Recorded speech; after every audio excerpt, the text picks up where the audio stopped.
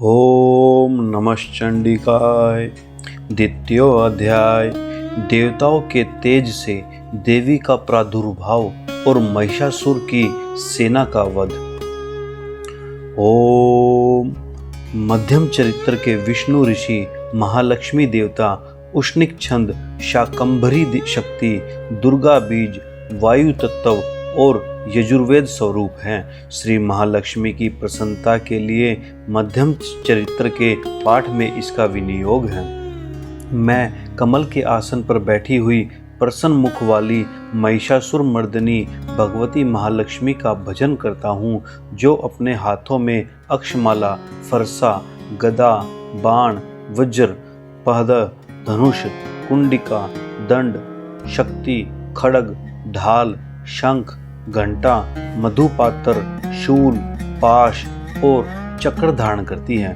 ऋषि कहते हैं, पूर्व काल में देवताओं और असुरों में पूरे 100 वर्षों तक घोर संग्राम हुआ था। उसमें असुरों का स्वामी महिषासुर था और देवताओं के नायक इंद्र थे। उस युद्ध में देवताओं की सेना महाबली असुरों से परास्त हो गई। संपूर्ण देवताओं को जीतकर महिषासुर इंद्र बन बैठा।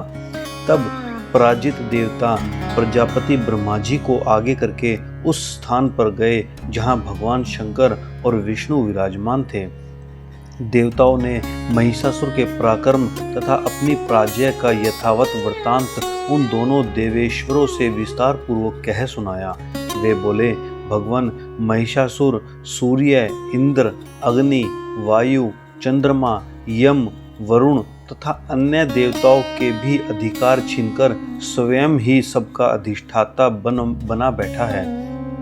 उस दुरात्मा महिष ने समस्त देवताओं को स्वर्ग से निकाल दिया है। अब वे मनुष्यों की भांति पृथ्वी पर विचरते हैं। दैत्यों की यह सारी करतूत हमने आप लोगों से कह सुनाई। अब हम आपकी शरण में आए हैं, उसके वध का कोई उपाय सोचिए। इस प्रकार देवताओं के वचन सुनकर भगवान विष्णु और शिव ने दैत्यों पर बड़ा क्रोध किया। उनकी बाहें तन गई और मुंह टेढ़ा हो गया।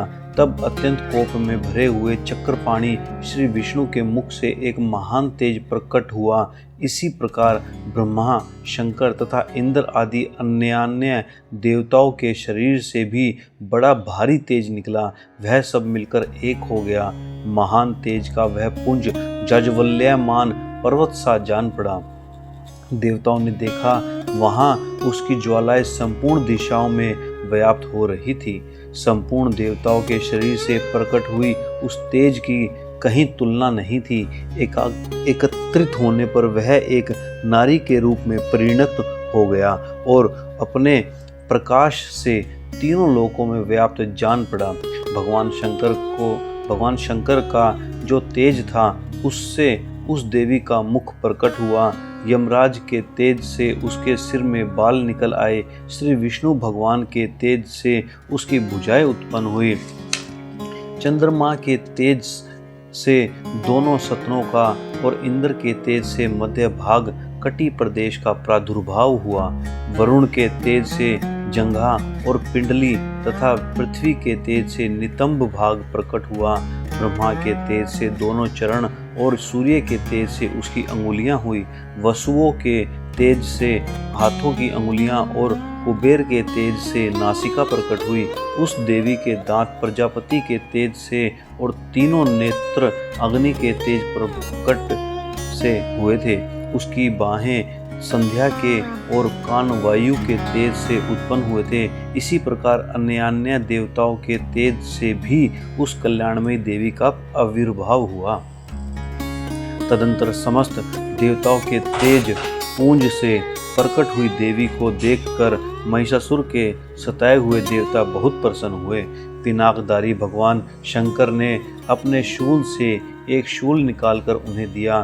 फिर भगवान विष्णु ने भी अपने चक्र से चक्र उत्पन्न करके भगवती को अर्पण किया। वरुण ने भी शंख भेंट किया। अग्नि ने उन्हें शक्ति दी और वायु ने धनुष तथा बाण से भरे हुए 2 तरकश प्रदान किए। सहस्त्र नेत्रों वाले देवराज इंद्र ने अपने वज्र से वज्र उत्पन्न करके दिया और इरावत हाथी से उतार कर एक घंटा भी प्रदान किया। यमराज ने कालदंड से दंड, वरुण ने पाश, प्रजापति ने स्फटिकाक्षी की माला तथा ब्रह्माजी ने कमंडलू भेंट किया। सूर्य ने देवी के समस्त रोम कूपों में अपनी किरणों का तेज भर दिया। काल ने उन्हें चमकती हुई ढाल और तलवार दी। क्षीर समुद्र ने उज्ज्वल हार तथा कभी जीर्ण न होने वाले 2 दिव्य वस्त्र भेंट किए।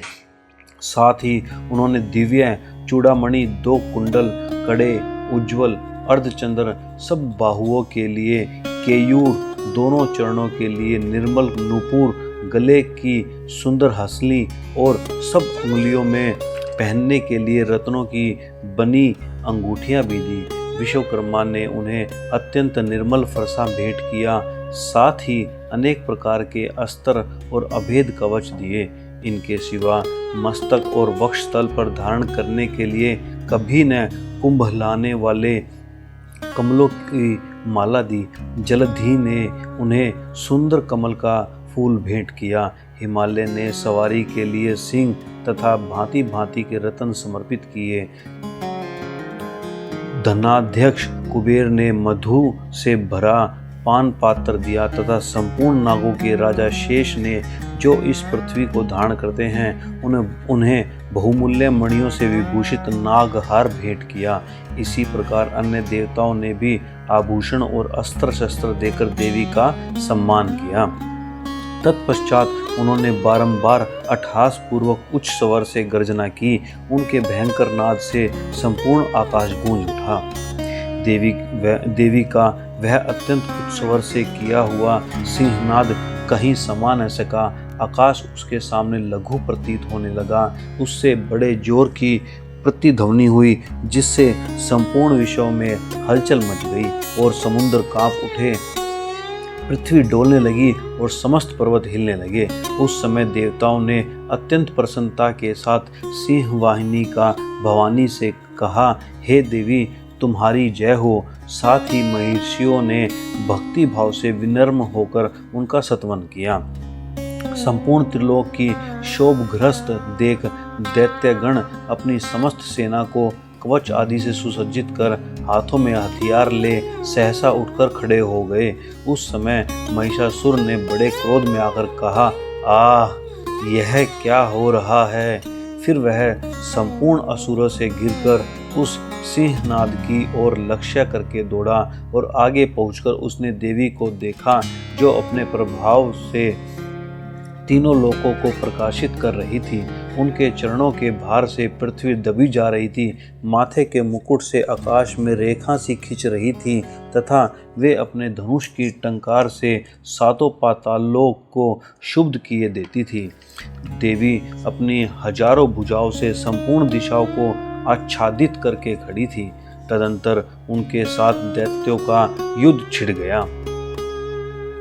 नाना प्रकार के अस्त्र शस्त्रों से प्रहार से संपूर्ण दिशाएं उद्भासित होने लगी।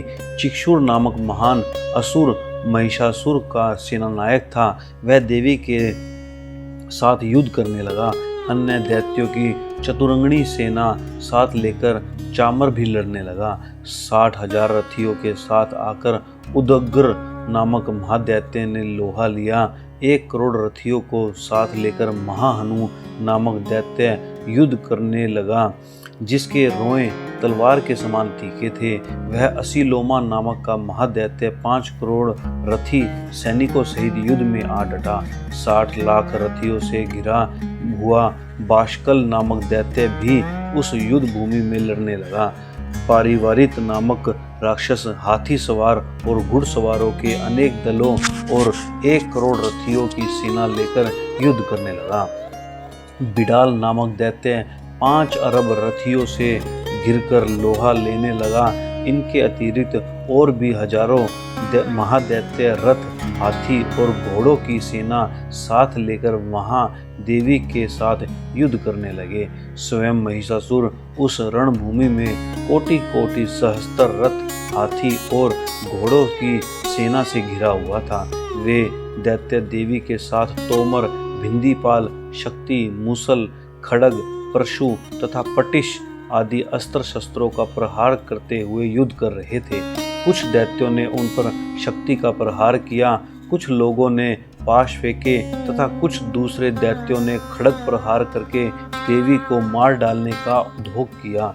देवी ने भी क्रोध में भरकर खेल खेल में ही अपने अस्त्र शस्त्रों की वर्षा करके दैत्यों के वे समस्त अस्त्र शस्त्र काट डाले।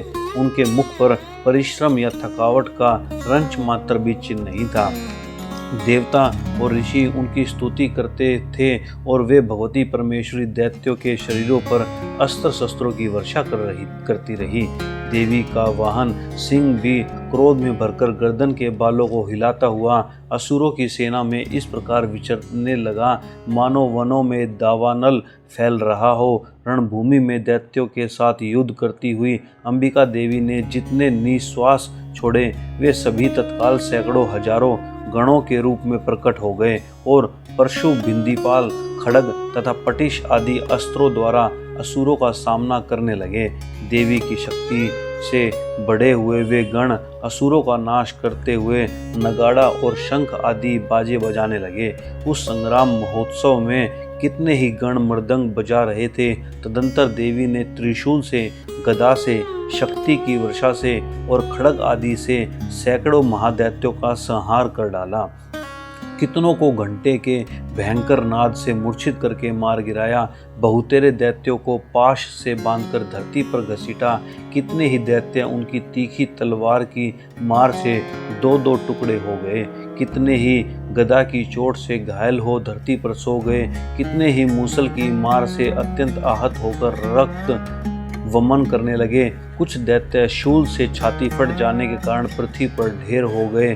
उस रणांगण में बाण समूहों की वृष्टि से कितने ही असुरों की कमर टूट गई। बाज की तरह झपटने वाले देवपीड़क दैत्यगण अपने प्राणों से हाथ धोने लगे।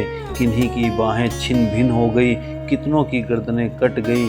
कितने ही दैत्यों के मस्तक कट कट कर गिरने लगे।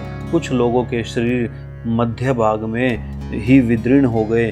कितने ही महादैत्य जांघें कट जाने से पृथ्वी पर गिर पड़े। कितनों को ही देवी ने एक बाह, एक पैर और एक नेत्र वाले करके दो टुकड़ों में चीर डाला। कितने ही दैत्य मस्तक कट जाने पर भी गिरकर फिर उठ जाते और केवल धड़ के ही रूप में अच्छे अच्छे हथियार हाथ में ले देवी के साथ युद्ध करने लगे। दूसरे कबंध युद्ध के बाजों की लय पर नाचते थे।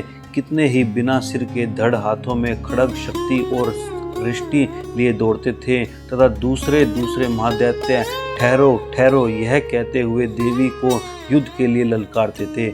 जहाँ पर वह घोर संग्राम हुआ था वहाँ की धरती देवी के गिराए हुए रथ, हाथी, घोड़े और असुरों की लाशों से ऐसे पट गई थी कि वहाँ चलना फिरना असंभव हो गया था। दैत्यों की सेना में हाथी, घोड़े और असुरों के शरीरों से इतनी अधिक मात्रा में रक्तपात हुआ था कि थोड़ी ही देर में वहाँ खून की बड़ी बड़ी नदियाँ बहने लगी। जगदम्बा ने असुरों की विशाल सेना को क्षण भर में नष्ट कर दिया। ठीक उसी तरह जैसे तृण और काठ के भारी ढेर को आग कुछ ही क्षणों में भस्म कर देती है, और वह सिंह भी गर्दन के बालों को हिला हिलाकर जोर जोर से गर्जना करता हुआ दैत्यों के शरीरों से मानो उनके प्राण चूने लेता था। वहीं देवी के गणों ने भी उन महादैत्यों के साथ ऐसा युद्ध किया जिससे आकाश में खड़े हुए देवतागण उन पर बहुत संतुष्ट हुए और फूल बरसाने लगे। इस प्रकार श्री मार्कंडेय पुराण में सावर्णिक मनवंतर की कथा के अंतर्गत देवी महात्म्य में महिषासुर की सेना का वध नामक दूसरा अध्याय पूरा हुआ। जगदम जगदम जगदम।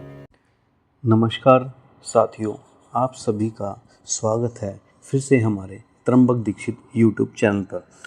साथियों, अगर आपको वीडियो अच्छी लगी है तो प्लीज़ लाइक, कमेंट व अपने साथियों के साथ शेयर करना बिल्कुल न भूलें। और हाँ, अगर आप पहली बार हमारे चैनल पर आए हैं तो प्लीज़ चैनल को सब्सक्राइब कर लीजिए और बेल आइकन को प्रेस कर लीजिए ताकि भविष्य में आने वाली सभी वीडियोस के नोटिफिकेशन आपको सबसे पहले मिलते रहें। धन्यवाद। जय माता की।